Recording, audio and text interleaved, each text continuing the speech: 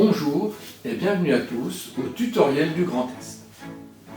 Aujourd'hui, je vous présente une série de capsules sur Zoom. Chaque capsule traite d'une fonctionnalité différente afin que chacun puisse y trouver son compte et choisir la capsule qui lui correspond le mieux. Pour cette vidéo, nous nous plaçons dans la peau d'un participant et nous allons voir, premièrement, comment participer à une session Zoom, comment paramétrer son compte et enfin, utiliser les fonctions de base.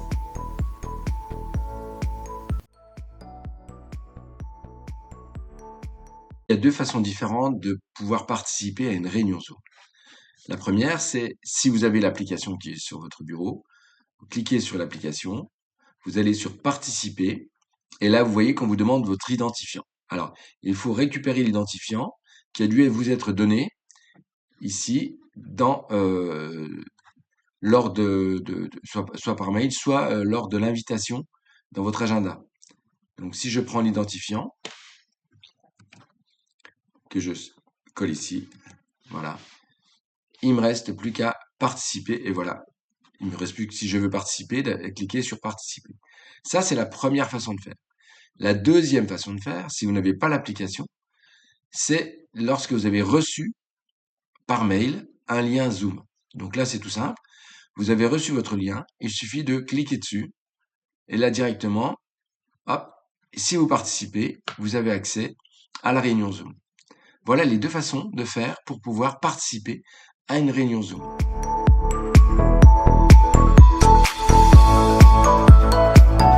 allons avoir accès à notre première réunion Zoom.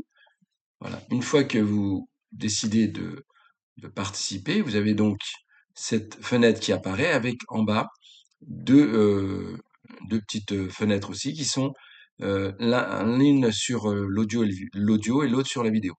Vous avez à chaque fois un menu déroulant. Si on reprend par exemple sur l'audio, vous pouvez sélectionner votre micro. Moi, j'ai pris celui de l'ordinateur. Vous pouvez sélectionner un haut-parleur. Donc moi, j'ai décidé de prendre le haut-parleur de l'ordinateur aussi. Vous pouvez aussi, après, sélectionner, enfin tester votre micro, votre haut-parleur, ici. Voilà, donc ça veut dire que la sortie, le niveau de sortie est bon. Et là, vous avez testé le niveau d'entrée. Voilà. Donc, vous voyez bien que les barres montent plus ou moins. Donc, le niveau d'entrée est satisfaisant. Voilà. Donc, ça, c'est pour la première partie, qui est tout ce qui est audio. Maintenant, ce qui concerne la vidéo, donc on a aussi un menu déroulant. Et vous avez la possibilité de choisir une caméra. Bon, moi, je choisis la caméra de l'ordinateur. Et puis après, vous avez plein d'options possibles. Alors, pour voir les options possibles, je vais mettre plutôt ici. On va voir. Voilà. Donc, vous avez ici les différentes possibilités. Alors, celle qui va nous intéresser le plus, c'est l'arrière-plan. Vous savez que moi, j'ai mis aucun arrière-plan ici, là. Je peux le flouter. Ça ne va pas faire beaucoup de différence parce que j'ai déjà un fond blanc. Mais je peux décider d'avoir un arrière-plan virtuel. Voilà. Je vais prendre celui-là qui va faire un peu penser aux vacances. Et puis après, vous avez plein d'autres possibilités, alors qui vont moins nous intéresser dans le cadre professionnel. Vous avez soit le choix d'un avatar, soit le choix d'un filtre vidéo, c'est-à-dire vous mettre des lunettes, des oreilles, voilà, un casque, un masque, je sais pas ce que vous voulez. Et puis des effets studio, c'est-à-dire rajouter quelque chose sur votre visage même, des sourcils, des moustaches, barbes et compagnie, ou alors du rouge à lèvres. Voilà. Moi, je vais rien faire parce que ça fait pas très très sérieux. Voilà. Voilà, une fois que j'ai fait ça, j'ai tout configuré, je peux donc appuyer sur démarrer et lancer ma vidéo Zoom. Voilà, et c'est parti. Et dans cette vidéo Zoom, vous voyez qu'on me retrouve tel que je l'avais configuré. Et je retrouve en bas les deux. Hein, je retrouve ici la possibilité de configurer l'audio et la possibilité de configurer la vidéo. Voilà, pour cette première partie, configuration avant le démarrage d'une vidéo sur Zoom.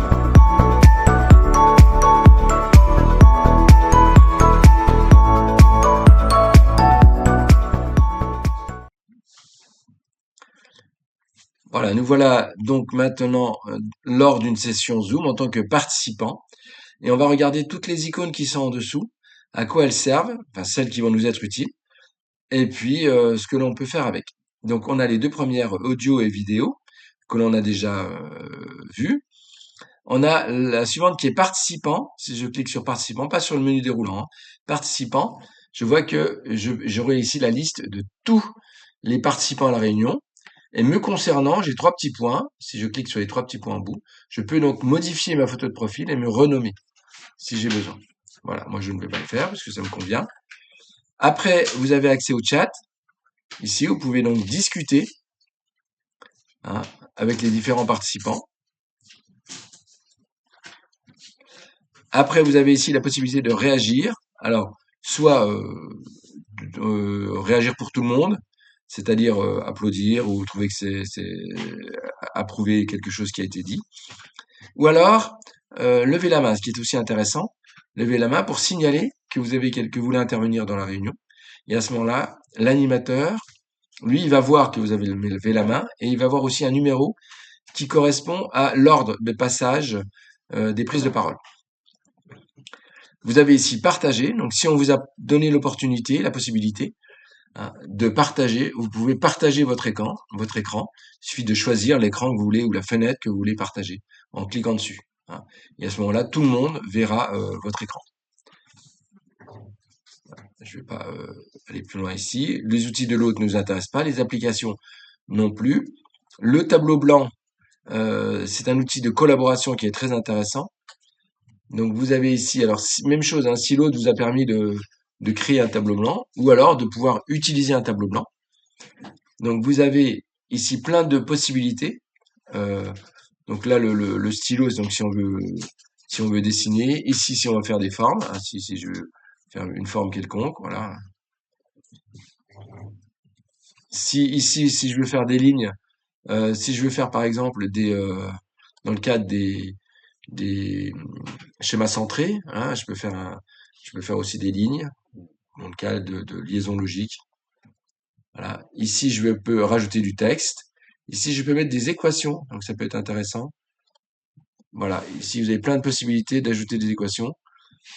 Si vous mettez par A, voilà, j'appuie sur une lettre et vous voyez que vous avez ici des menus déroulants, des lettres grecques, vous avez des symboles mathématiques, voilà. Vous avez plein de possibilités de pouvoir écrire une équation.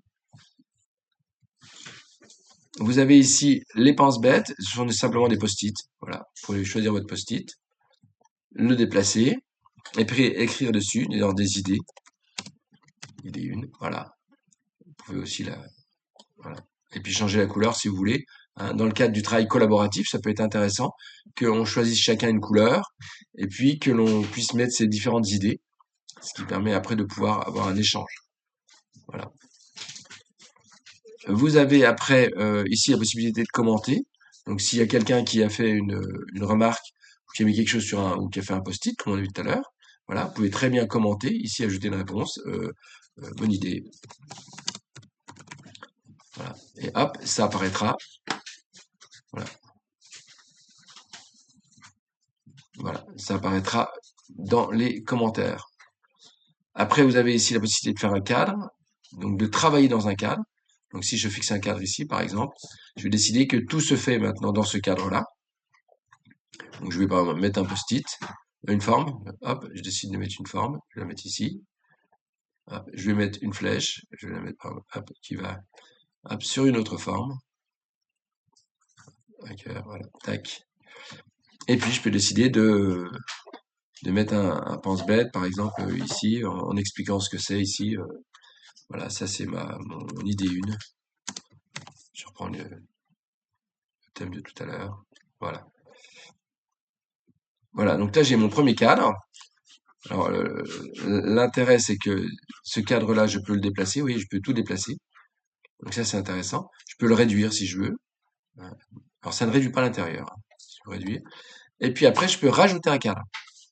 C'est-à-dire que on a travaillé sur un cadre. Maintenant, on va travailler sur un autre cadre. Voilà, on va travailler sur ce cadre-là. Voilà. Donc je peux voilà, agrandir ce cadre. Et c'est maintenant, je vais me mettre à travailler sur ce cadre-là. Alors, je vais le déplacer. Hop. Et je peux travailler. Alors, est-ce que je peux le... Hop. Voilà. Je vais travailler sur ce deuxième cadre. Voilà. Et sur lequel je peux aussi rajouter des choses. Voilà. Donc, je vais enlever mes cadres pour avoir un peu de place.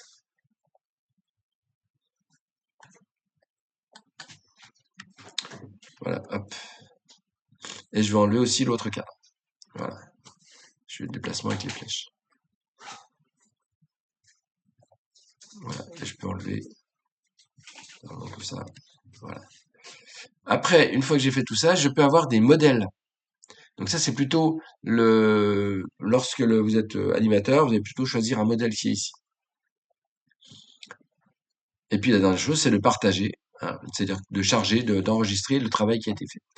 Bon, le dernier, c'est peut être mettre des emojis si on veut pour colorer un peu, animer un petit peu notre tableau. Voilà sur le tableau blanc. Après, vous avez possibilité de prendre des notes. Donc c'est assez peu courant, mais c'est vrai qu'on peut prendre des notes et les partager. Et puis, dernière chose plutôt intéressante, c'est le document. Donc vous avez possibilité ici d'avoir un document partagé. Donc là, c'est la même chose. Si l'autre vous a permis de pouvoir le créer. Autrement, ça peut être lui qui peut le créer, hein. Donc il crée un document.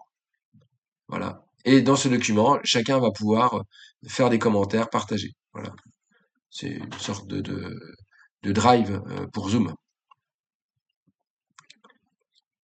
Voilà. Le reste, plus, voilà, nous intéresse peu en tant que participant. Voilà. C'est plutôt des choses qui vont concerner l'animateur. Donc voilà. Donc si je reprends, vous avez donc les deux premiers qu'on a vus sur audio-vidéo, le suivant qui est participant, qui va surtout nous aider à renommer et modifier notre photo de profil, le chat pour pouvoir discuter avec les autres, le petit cœur pour pouvoir réagir et lever la main. Si on veut partager un écran, une fenêtre de notre ordinateur, si on a l'autorisation de l'autre, le tableau blanc, si on veut voilà, collaborer au travers d'un tableau blanc. Les notes sont, voilà, je vais faire des notes, mais ça nous intéresse un peu moins. Le document, c'est un document partagé. Voilà, vous avez donc ici tous les outils, on vient de faire le tour de tous les outils qui peuvent être utilisés. J'espère que cette vidéo sur l'utilisation de Zoom en tant que participant vous aura été utile. Sachez qu'il y a une vidéo qui va suivre sur maintenant l'utilisation de Zoom en tant qu'organisateur. Voilà. À bientôt sur les tutos du Grand Est.